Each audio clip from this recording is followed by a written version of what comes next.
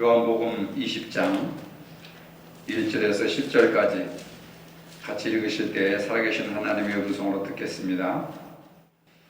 안식 후 첫날 일찍이 아직 어두울 때에 막달라 마리아가 무덤에 와서 돌이 무덤에서 옮겨진 것을 보고 시몬 베드로와 예수께서 사랑하시던 그 다른 제자에게 달려가서 말하되 사람들이 주님을 무덤에서 가져다가 어디 두었는지 우리가 알지 못하겠다 하니 베드로와 그 다른 제자가 나가서 무덤으로 갈새 둘이 같이 다름질하더니 그 다른 제자가 베드로보다 더 빨리 달려가서 먼저 무덤에 이르러 구부려 세마포 놓인 것을 보았으나 들어가지는 아니하였더니 시몬 베드로는 따라와서 무덤에 들어가 보니 세마포가 놓였고 또 머리에 쌌던 수건은 세마포와 함께 놓이지 않고 딴 곳에 쌌던 대로 놓여있더라.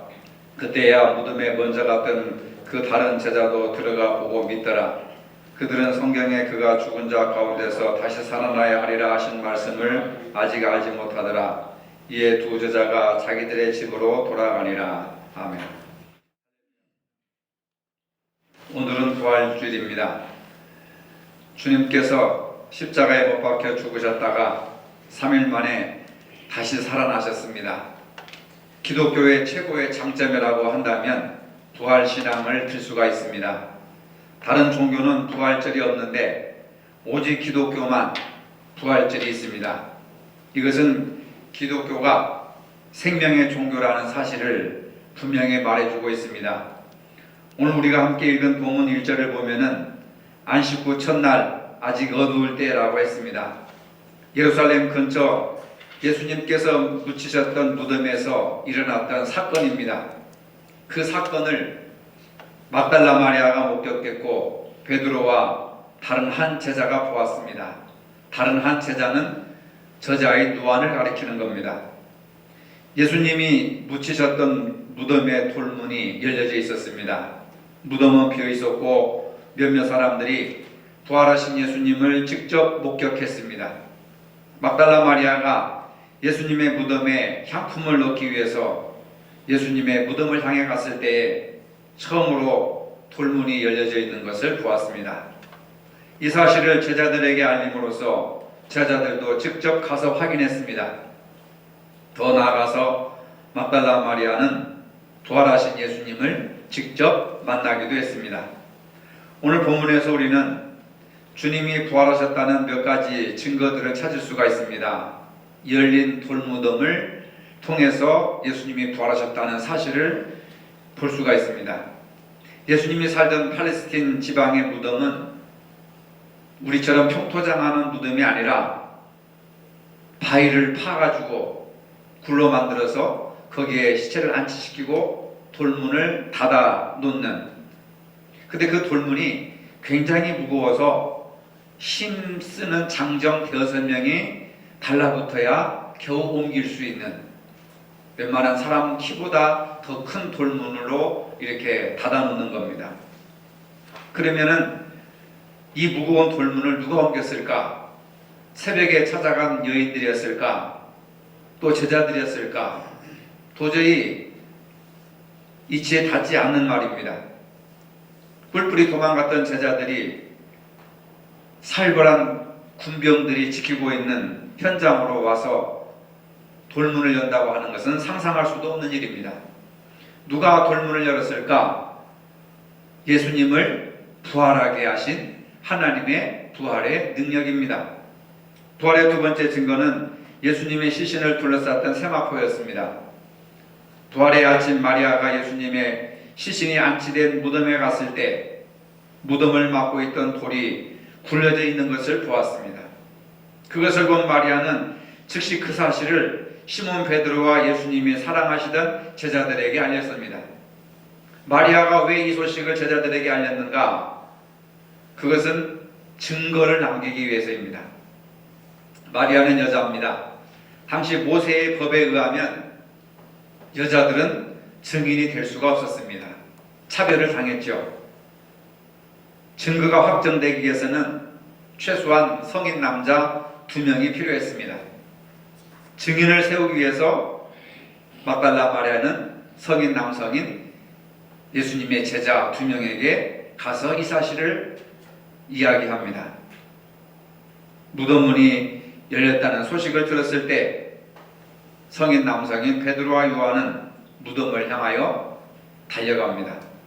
무덤에 도착한 요한은 몸을 굽으려 무덤 안을 들여다보았습니다.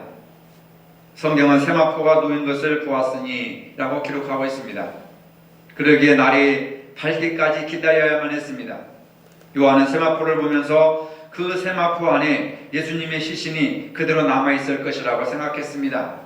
왜냐하면 시신을 세마포에서 빼낸다는 것은 거의 불가능한 일이었기 때문에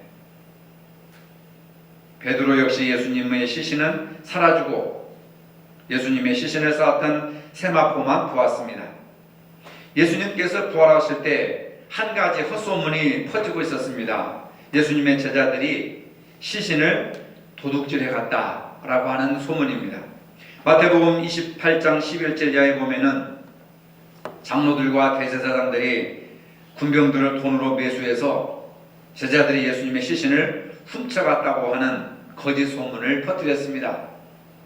그래서 지금도 유대교를 믿는 유대인들은 누군가 제자들이 군병들에게 돈을 주어서 매수해서 시체를 훔쳐다가 다른 데 배장했을 것이다, 이렇게 믿고 있습니다. 예수님의 부활을 부정하기 위해서 유대인들이 꾸며낸 거짓 소문이었습니다. 그러나 부활 당시 현장의 모습은 결코 누군가가 시신을 훔쳐간 그런 모습이 아니었습니다. 부활의 세 번째 증거는 목격자들입니다. 요한이 요한복음 20장을 기록한 목적은 예수님이 부활이 확실하다고 하는 것을 1세대 독자들에게 믿게 하기 위해서 요한은 오늘 요한복음 20장을 구체적으로 기록하고 있습니다. 돌문이 옮겨진 것을 말했고 무덤 안의 현장에 대해서 생생하게 목격을 한 사람답게 체험담을 쓰고 있습니다. 그럼에도 만일 부활하신 예수님을 본 목격자가 없었다면 충분한 증거가 되지 못했을 것입니다. 요한은 요한복음 20장에서 예수님의 부활을 친히 목격한 목격자들을 소개하고 있습니다. 막달라 마리아입니다. 바로 마리아가 부활하신 예수님을 만난 사실을 분명히 소개하고 있습니다. 왜 무덤이 비어 있었는지 예수님의 부활 외에는 다른 길로 설명한 길이 없습니다. 오늘 우리는 본문을 통해서 부활의 기쁨을 느껴볼 수가 있습니다. 부활하신 주님은 우리의 믿음을 깨워주십니다. 마리아는 13절에서 사람이 내 주님을 옮겨다가 어디에 두었는지 내가 알지 못함이니이다 라고 탄식하면서 말합니다. 이 말은 마리아가 예수님을 얼마나 사랑했는지 보여줍니다. 마리아에게 예수님은 생명의 은인입니다. 막달라 마리아는 7 귀신 들렸던 자신의 생명을 건져준 생명의 은인 예수님을 끝까지 추종을 했습니다. 예수님은 마리아에게 삶의 의미와 희망이었습니다. 마리아는 예수님께서 십자가에 달리시던 마지막 현장까지 동행한 그런 여제자였습니다. 슬픔을 가누지 못해 안식 후 첫날 이른 새벽 주님의 무덤을 찾아갔습니다. 마리아는 예수님이 부활할 것이라고 하는 믿음은 사실 없었습니다. 한마디로 마리아도 절망과 그의 믿음이 죽어가고 있었습니다. 근데 부활하신 예수님께서 마리아야 라고 하는 이름을 부르시는 그 순간에 그의 죽어가던 믿음이 살아났습니다. 잠자는 심령이 깨어났습니다. 부활하신 주님께서는 오늘도 여러분들의 이름을 불러주십니다. 여러분의 믿음을 깨워주시고자 여러분들의 이름을 불러주십니다. 예수님께서는 절망에 빠져서 이제 다시 본업으로 돌아가는 엠마오로 내려가던 제자들을 만나서 믿음을 회복해 주셨듯이 오늘 여러분도 만나주시고 믿음을 회복시켜 주신다는 사실입니다. 예수님은 여러분들의 이름을 알고 계십니다. 좌절하고 낙심하고 시리에 빠진 여러분들의 마음을 알고 계십니다. 무엇이 필요한지, 기도의 제목이 무엇인지, 무엇이 여러분들을 고통스럽게 하는지 여러분들의 문제를 알고 계십니다. 부활하신 예수님은 부활의 오늘 이 아침 성령으로 여러분들을 찾아오십니다. 여러분들을 만나주십니다. 그리고 여러분들의 형편을 아시고 여러분들의 이름을 불러주십니다. 다시 여러분들의 믿음을 일깨워 주십니다. 부활하신 예수님의 음성을 들으시기를 바랍니다. 부활하신 주님은 오늘도 여러분들을 만나 주십니다. 물론 예수님을 육신으로 만날 수는 없습니다. 그러나 성령으로 함께 하십니다. 성령으로 만나 주십니다. 제자들을 만나 주셨듯이 동일하게 성령으로 만나 주실 것을 믿으시기를 바랍니다. 성령님을 통해서 여러분은 막달라 마리아가 만났던 예수님을 동일하게 만날 수 있습니다.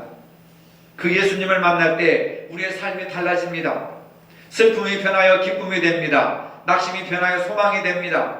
의심이 변하여 확신이 됩니다. 죽음이 변하여 영생을 얻게 됩니다. 삶의 근본적인 변화가 일어납니다. 부활이라고 하는 것은 근본적인 변화를 의미하는 겁니다.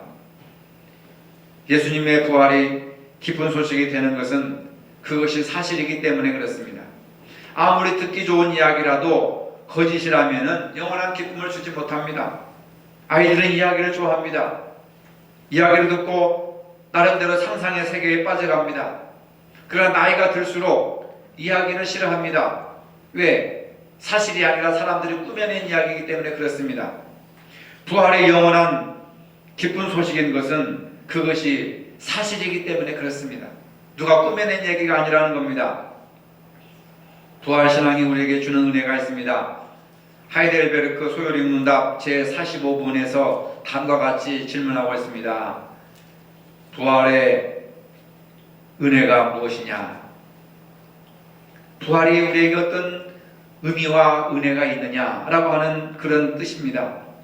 첫째, 그는 자신의 부활로 죽음을 극복하시고 그의 죽음을 통해서 우리를 위하여 얻으신 의에 우리가 동참할 수 있도록 하신다는 겁니다.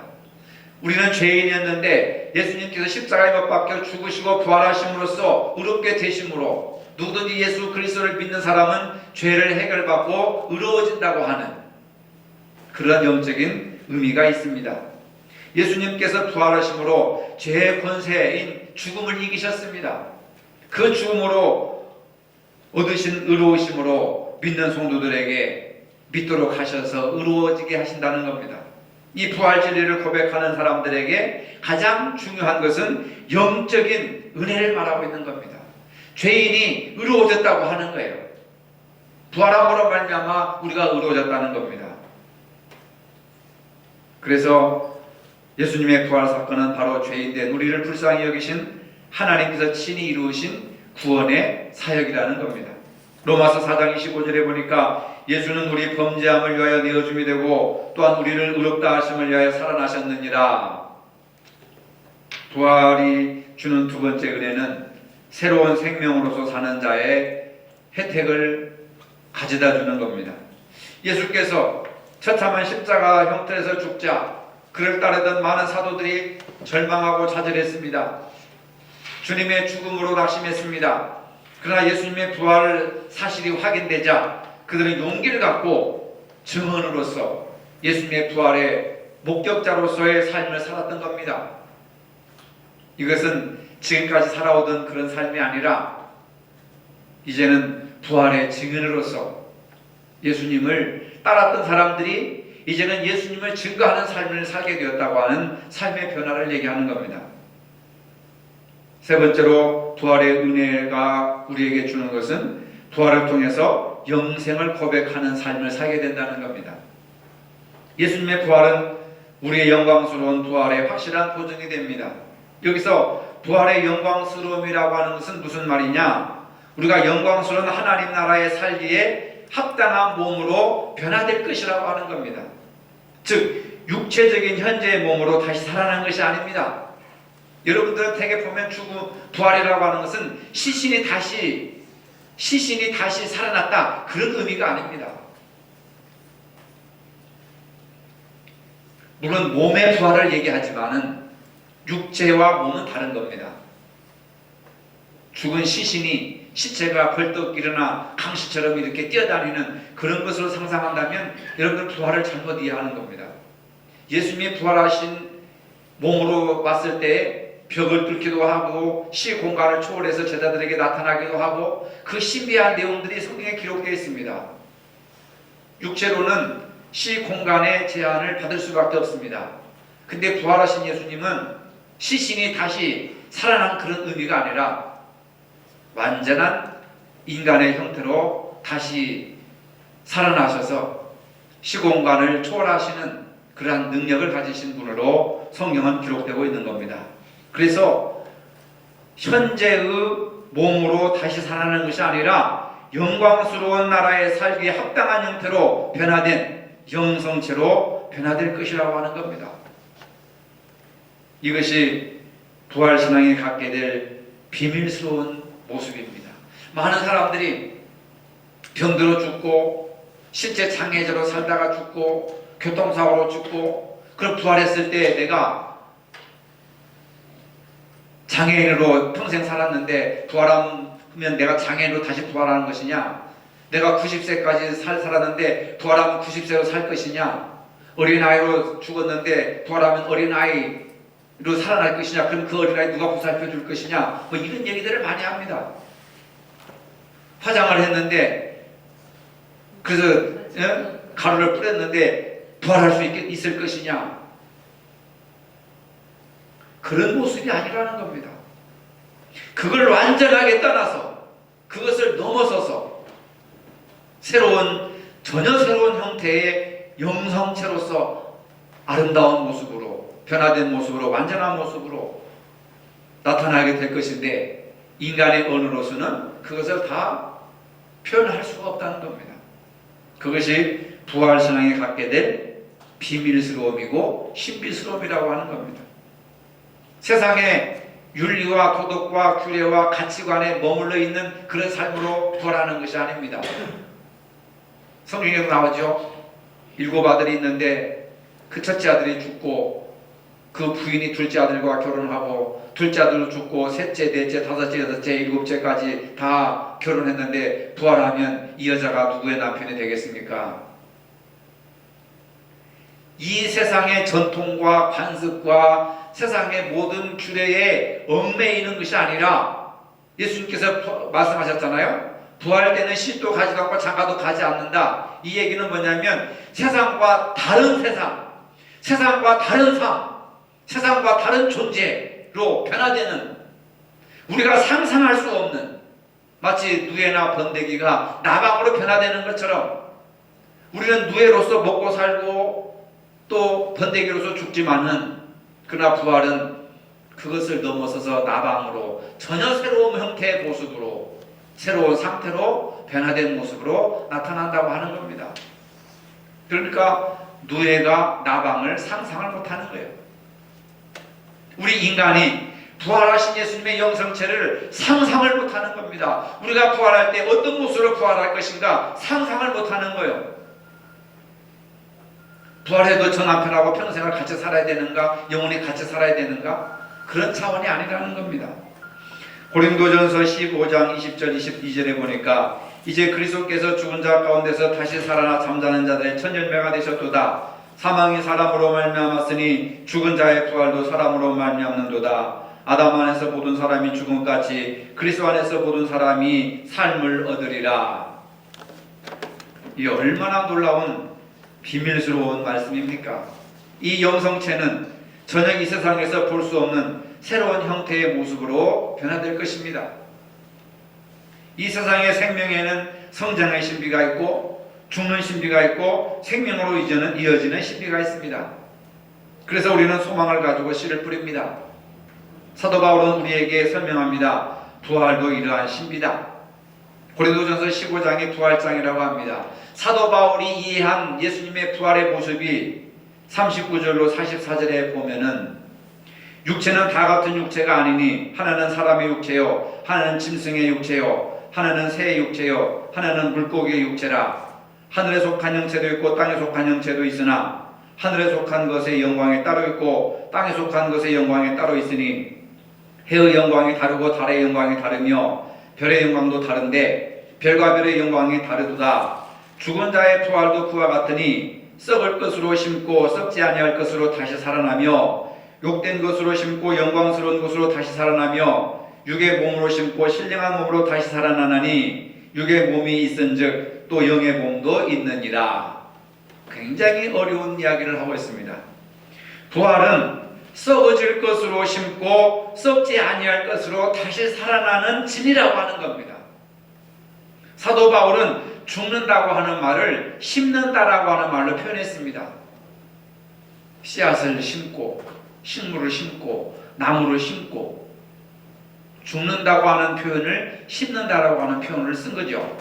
씨를 심고 땅속에서 썩어져야 싹이 나는 것처럼 부활이라고 하는 것은 욕된 것으로 심고 영광스러운 것으로 다시 살아나는 것을 말합니다. 부활이란 약한 것으로 심고 강한 것으로 다시 사는 그런 놀라운 비밀을 얘기하는 겁니다. 부활은 육의 몸으로 심고 신령한 것으로 다시 살아납니다. 육의 몸이 있듯이 영의 몸이 있습니다. 우리가 이해하지 못하는 부활의 신비입니다. 분명한 것은 이 부활의 신비가 우리에게 영원한 소망을 준다고 하는 사실입니다. 생명의 신비를 통해서 우리가 이해할 수 없는 것, 우리의 상식으로는 설명할 수 없는 신비의 영역이 있다는 사실입니다. 여러분들이 몇 주 전에 부활절 달걀을 깨뜨리고 거기에다 심겨있는 콩을 심었을 겁니다. 심겨진 것은 콩인데 그것이 땅속에 심겨주고 물을 주니까 새싹이 나오지 않습니까? 그리고 또 이파리가 나오잖아요. 나중에 꽃이 피고 열매가 맺습니다. 씨를 심었는데 줄기가 나온다는 겁니다. 육신을 심었는데 거기에서 영원한 부활의 영성체, 변화되는 모습이 나온다는 겁니다. 우리 지금 몸이라고 하는 것은 씨앗을 심은 겁니다. 그 씨앗이 썩어질 때에 줄기가 나오는 겁니다. 우리 육신이 죽을 때에, 내가 죽을 때에 내 안에서 부활하신 예수님의 영성이 나오고 부활하신 예수님의 능력이 나타난다는 것을 믿으시기를 바랍니다. 그래서 바울은 죽는다는 것을 심는다라고 하는 겁니다. 한 알의 밀알이 땅에 떨어져 죽으면 많은 열매를 맺지만 죽지 아니하면 한 알 그대로 있다. 예수님이 십자가의 죽으심으로 부활이 가능했던 겁니다. 죽지 않았다면 부활하지 않았을 것입니다. 근데 그 부활하신 모습은 십자가에 못 박혀 돌아가신 그 모습이 아니더라 말입니다. 전혀 새로운 그런 모습이어서 시공을 초월하여서 하늘로 승천하시기까지 하시는 육체의 법칙을 벗어나고 물리의 법칙을 벗어나고 우주의 법칙에 제한받는 것이 아니라 그것을 넘어서는 신비한 모습으로 부활하시고 승천하셨다는 사실입니다.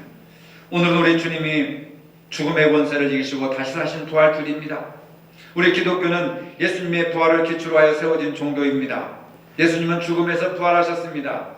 예수님은 신화 속에 나오는 인물이 아니라 역사 속에 실제로 부활하셔서 살아나신 주님이십니다.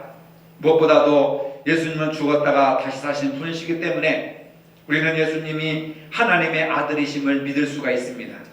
부활하신 주님을 믿으면 구원을 받을 수가 있습니다. 예수님이 부활하셨기 때문에 우리도 죽은 후에 다시 부활할 것을 믿습니다. 이것이 우리에게 주는 가장 큰 소망입니다.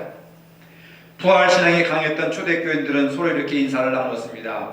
주님이 부활하셨습니다. 그러면 우리도 부활합니다. 이렇게 화답했습니다. 한번 해봅시다. 제가 주님이 부활하셨습니다. 그러면 여러분들은 우리도 부활합니다. 해보시기 바랍니다. 주님이 부활하셨습니다. 자신이 없나 보네요. 좀 용기 있게 힘차게 주님이 부활하셨습니다. 초대교인들은 이렇게 인사를 한 거예요. 주님이 부활하셨습니다. 우리도 부활합니다. 그러면서 마라나타, 오 주 예수여 어서 오시옵소서. 종말에 대한 간절한 사모함이 있었던 겁니다. 근데 오늘 우리 현대교인들은 이 종말에 대한 사상이 없어요. 종말에 대한 신앙이 없습니다. 할 수 있으면 주님 나중에 오세요. 지금 오시면 이 많은 재물을 어찌하겠습니까? 이 살기 좋은 세상에서 먹을 것도 많고 할 일도 많고 구경 갈 것도 많은데 주님이 오시면 이 모든 게 끝장나지 않습니까? 오시지 마십시오. 오시지 마세요.